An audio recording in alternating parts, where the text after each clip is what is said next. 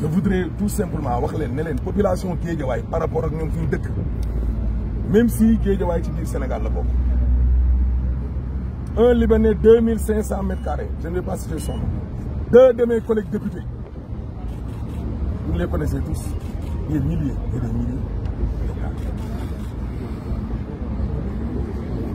Pour ce qui est des équipements, li ñu waxoon ci PID pour éducation, une école élémentaire, un CEP, un lycée, pour la question sociale, un centre, ce que vous demandez tout à l'heure, un centre, une maison des personnes du troisième âge, une maison des handicapés, une grande mosquée, une chapelle, une maison communautaire, Kër Serigne Touba, etc. Il y a mais ñun lu ñu bëggoon bu ñu yàlla dogalee ñu ñëw ba daje ak un ministre de la République, ce qui était un rêve pour nous musul am loolu moo njëkk a doy waar parce que y a un changement de régime local ñu ne yéen doo leen xam dara fii ci suuf si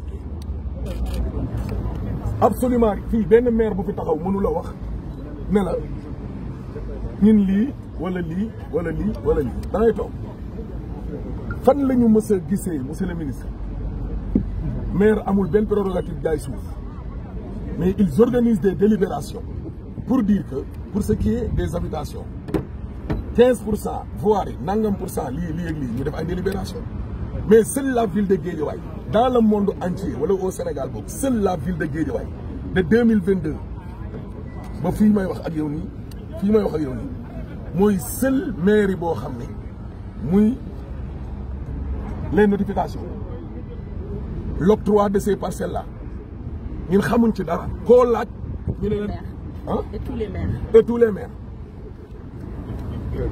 changement bi nag li ko waral mooy waa population Guédiawaye bi ci boppam li ñu bëgg mooy Guédiawaye est né le 7 juin 1967 d'autres am na ñeneen ñu wax ne plus âgé que ça parce que Médina Gounass ci Guédiawaye la bokk mais nekkul ci bande bi mais bu ñu demee bañ ne dañuy jël une partie pour la population la commune de Médina Gounass dañ leen ci war a boole mais nekkul ci bande bi au moment où ñuy jël ay gros bonnets jox leen suñu suuf yëpp waa Guédiawaye ñoo xam ne fii la ñu juddoo ils ont plus de 50 ans monsieur le ministre di louer amuñ fi ñu dëkk ñii seen jëkkër yi dee et cetera ay nit ñoo xam ne ban mérite la magistrat yi am ba ñu war leen a jox ay plus de 7 hectares ban mérite la yenn député yu nekk ci ancien régime bi am ban mérite la yenn waykat yi parce que du ma tudd seen tur soo bëggee ma yónnee la après ñoom ñëpp seen i tur ban mérite ba fii lañ toog benn jour rek ñu ne ñu waa LONASE vous êtes de l'urbanisme vous êtes au courant de tous peut-être dañuy wax ni pour population bi xam fii lañ toog ba ñu wax ñu ne ñu la LONASE a signé un contrat avec un promoteur ñu ñëw fii faire face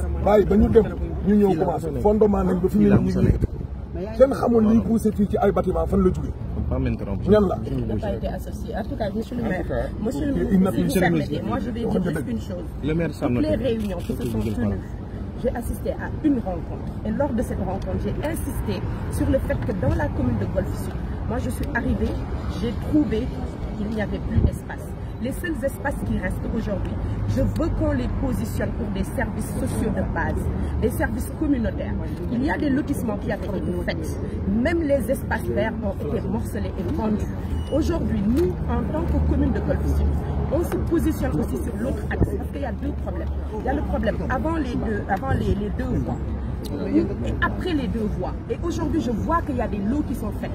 Certes, l'administration est une continuité, mais j'estime que si on doit revoir tout ça, les maires ont des projets communautaires, pas des projets individuels portés par une personne à but lucratif. Nous avons des projets à but social et nous voulons que nos préoccupations soient prises en compte dans cette bande. D'autant plus que dans la commune de Golf Sud, il ne reste pas beaucoup d'espace. Donc, moi j'insiste encore et je le dis avec... J'en assume toute la responsabilité. Des parcelles ont été gérées avec opacité, avec des résidents de Guédiawaye qui se sont partagés et qui ont vendu au détriment des collectivités. Des individus aujourd'hui font du business sur ces taxes. Et je le dis, Et donc ça, je veux que vous le preniez en compte. Moi, je parle surtout de l'espace qu'il y a derrière la cité SHS. Il y a énormément de choses qui se sont passées. Et j'aimerais qu'on se concentre pour savoir qu'est-ce qui s'est réellement passé sur cette bande. Et nous voulons que ce soit laissé un espace vert au profit des populations. Parce que sur l'axe Yoff jusqu'à Malika, il n'y a plus d'espace vert. Et le Sénégal a signé des conventions vertes et nous avons le besoin d'avoir des espaces pour aérer nos populations. C'est vraiment quelque chose sur laquelle elle est derrière vous. Madame Kanté. Elle est derrière vous. Attendez que le maire prenne là. Elle est là à votre gauche. Comment ça va? Alors, dites-moi. Ça me fait accueillir. Donc, moi, ce que je peux dire, notre maire, Ahmed Aïdara, je pense qu'il a tout dit. Nous ne sommes pas au courant. Moi, je ne peux pas te dire tel mètre carré ou tel mètre carré.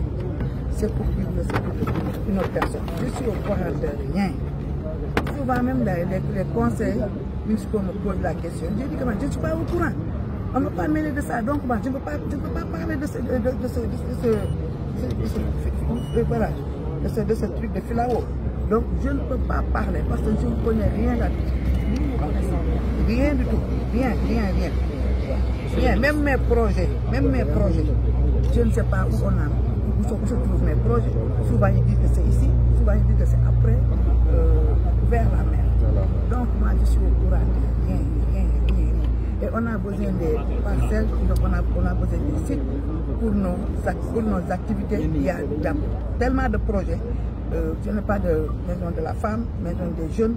On a prévu aussi piscine olympique. Donc ils nous ont dit que c'est marqué là-dedans, mais je ne vois rien. Je suis au courant de rien. Même école aussi, on a prévu une école moderne. On a prévu aussi une clinique, centre commercial, marché, parce que ça me dit on n'a pas de marché. Dans le temps, toute la commune, il y a un seul marché. Donc on a prévu aussi un marché. Mais jusqu'à présent, rien. Nous sommes au courant de rien. Comme vous êtes là, Dieu merci, vous allez régler les problèmes de Guédiawaye. Je ne sais pas seulement ça me dit, les problèmes de Guédiawaye sur le final. Merci. Le maire de Diarra Moula, il est là. Juste une question, une préoccupation. D'abord écouter les maires. Monsieur le ministre, merci beaucoup. Je me présente Maro Rédé, maire de la commune de Diarra Moula.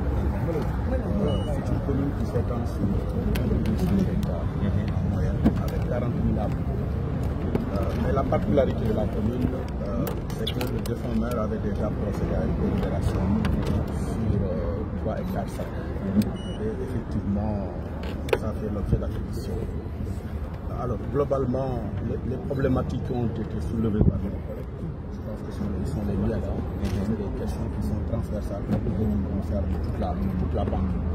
En tout cas, il y a un manque total d'association des maires dans ce processus.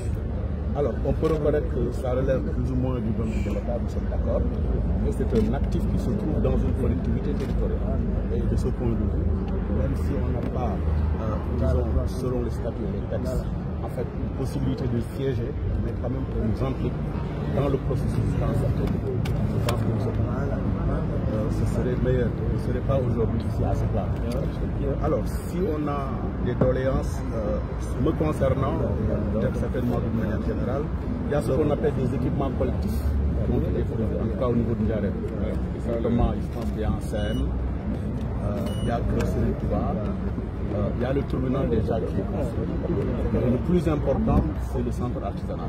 Je pense qu'il faut qu'on veille à ce que ces dimensions initialement prévues ne soient pas du tout réduites, exactement pour nous permettre au moins de conserver ces espaces-là, ces périmètres-là, afin d'ériger ces équipements collectifs.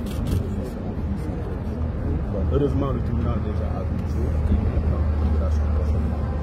on aimerait quand même, comme l'ont dit nos prédécesseurs, véritablement une implication beaucoup plus étroite dans ce processus. Je remercie, monsieur le ministre.